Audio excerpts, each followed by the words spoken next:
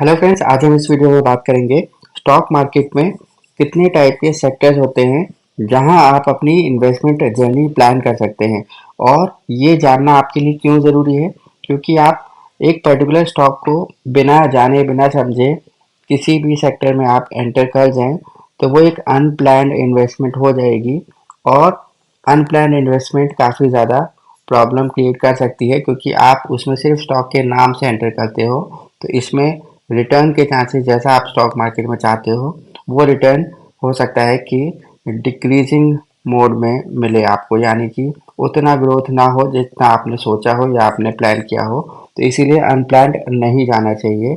और दूसरी बात यह है कि स्टॉक मार्केट के अगर आपको सेक्टर्स पता हो तो आप ये ज़रूर आइडेंटिफाई करते हैं as a long term investor कि अगर आपका उस सेक्टर में इंटरेस्ट आ रहा है तो आप ये देखिए कि वो सेक्टर आज के टाइम पर अगर बहुत ज़्यादा हाई पर है, यानी कि बहुत ज़्यादा टॉप पर चल रहा है, तो आप अपनी प्लान उस इन्वेस्टमेंट जर्नी प्लान कर सकते हैं कि अभी इन्वेस्ट करना चाहिए या थोड़ा वेट करें जब स्टॉक्स डाउनफॉल मोड में आए।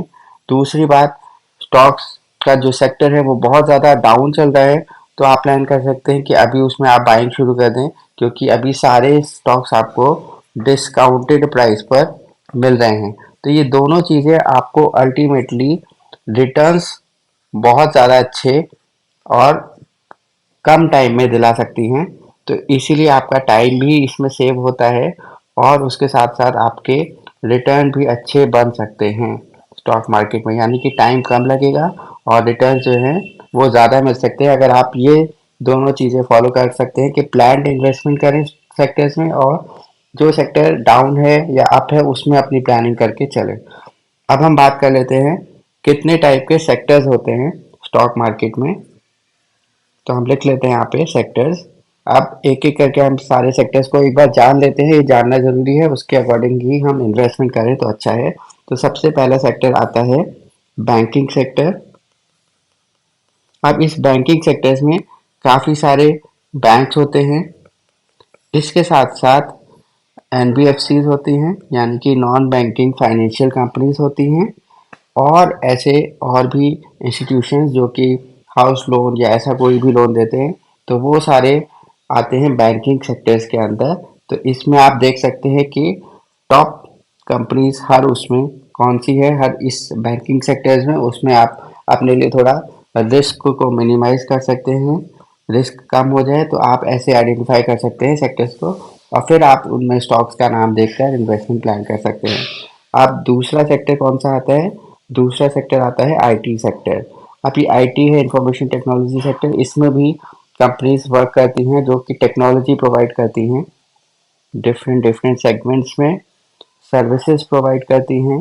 जैसे कि जो बैंक्स हैं उनको सर्विसेज प्रोवाइड करती हैं उनके सॉफ्टवेयर्स के लिए। और ये आईटी कंपनीज आज की डेट में आई एआई पर भी काम कर रही है, जिसको हम बोलते हैं आर्टिफिशियल इंटेलिजेंस। तो ये चीज़ आपको अब ध्यान रखनी होगी कि एआई पर, क्योंकि फ्यूचर आगे काफ़ी ब्राइट माना जा रहा है, तो आप समझ सकते हैं कि एआई पर जो भी कंपनीज काम कर रही होंगी आज की डेट में, वो उनका ग्रोथ पोटेंशियल कितना ज़्यादा है, तो आप ऐसे इन्वेस्टमेंट जर्नी प्लान कर सकते हैं। अब तीसरा हम बात कर लेते हैं, तीसरा सेक्टर जो है वो आता है एफएमसीजी सेक्टर। अब इस एफएमसीजी में कंपनीज आती हैं जो आप डेली रूटीन का प्रोडक्ट्स यूज़ करते हैं अपने घर में, डेली रूटीन प्रोडक्ट्स। तो इसमें सारी एफएमसीजीज कंपनी आ जाएंगी, यानी कि फास्ट मूविंग कंज्यूमर गुड्स वाली कंपनी आ जाएंगी, उनको आप देख सकते हैं। इसके बाद जो चौथा सेक्टर आता है एफएमईजी, यानी कि फास्ट मूविंग इलेक्ट्रिकल गुड्स। तो आप इलेक्ट्रिकल कंपनीज में भी प्लान कर सकते हैं। अब इन सेक्टर्स के नाम से आपको क्या क्या पता लग रहा है कि इन सेक्टर्स जिसमें आपको इंटरेस्ट डेवलप हो रहा हो, उस सेक्टर्स की टॉप कंपनी को आप पिक करें और अपनी इन्वेस्टमेंट प्लान करें। अब पांचवा सेक्टर जो आता है वो आता है रिटेल सेक्टर्स। अब इस रिटेल सेक्टर्स में आप देख सकते हैं कि अपने घर के आसपास जो मार्ट है वो कैसे चल रहे हैं, और आप किसी मार्ट का बहुत ज़्यादा नाम सुनते हैं, तो उस टाइप से आप अपनी इन्वेस्टमेंट प्लान कर सकते हैं। इसके साथ साथ अब जो छठा आता है वो आता है रियलिटी। अब रियल्टी का मतलब है कि वो कंपनी जो कि प्रॉपर्टीज या रियल एस्टेट में काम कर रही हैं, तो इनमें भी आप अपनी इन्वेस्टमेंट जर्नी प्लान कर सकते हैं अगर आपको ऐसी कंपनीज में इंटरेस्ट है। अब जो सातवां सेक्टर आता है वो आता है मेटल सेक्टर। अब मेटल्स में भी काफ़ी सारी कंपनीज काम करती हैं, जैसे कि स्टील पे काम कर रही हैं कुछ कंपनीज डिफरेंट एलिमेंट्स पे काम कर रही हैं, कॉपर पर काम कर रही हैं, कुछ कंपनीज डिफरेंट चीज़ों पर काम कर रही है। तो अब इसमें आप देख सकते हैं कि कोई कंपनी सेमीकंडक्टर्स पर काम कर रही है क्या। तो ऐसे आप देख सकते हैं कि अगर ऐसी कोई कंपनी है जो सेमीकंडक्टर पर काम कर रही है जिसका आपको लगता है कि फ्यूचर ब्राइट है, तो आप उस पर मूव ऑन कर सकते हैं। अब आठवां जो सेक्टर आता है वो आता है पावर सेक्टर। अब इसमें कंपनी जैसे कि जो पावर प्रोवाइड करती है कमर्शियल और हाउस होल्ड यूजेज के लिए, तो इसमें आप देख सकते हैं वो पावर जनरेशन कोई नेचुरल सोर्सेज के थ्रू हो रही है या ग्रीन एनर्जी पर वर्क हो रहा है।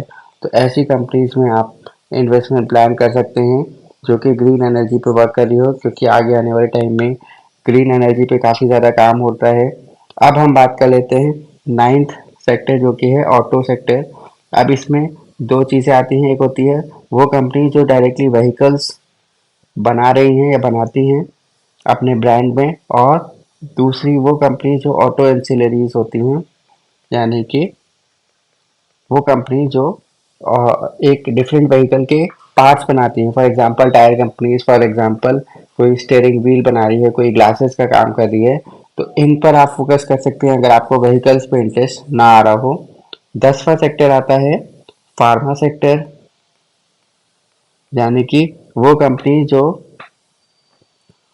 मेडिसिन में काम कर रही हूँ।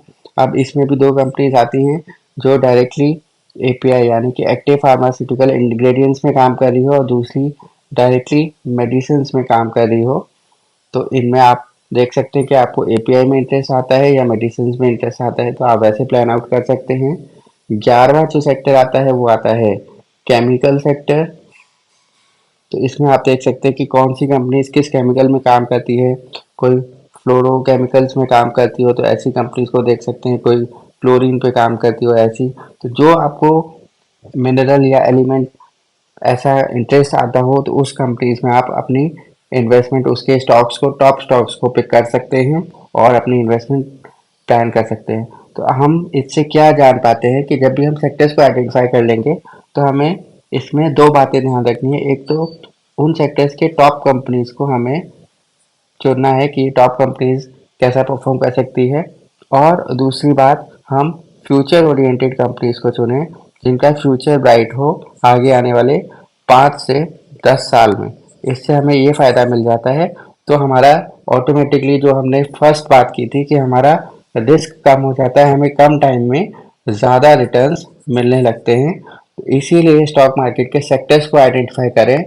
स्टॉक्स के नाम को आइडेंटिफाई करने से अच्छा है कि सेक्टर्स को आइडेंटिफाई करके उसमें अपनी इन्वेस्टमेंट प्लान करें।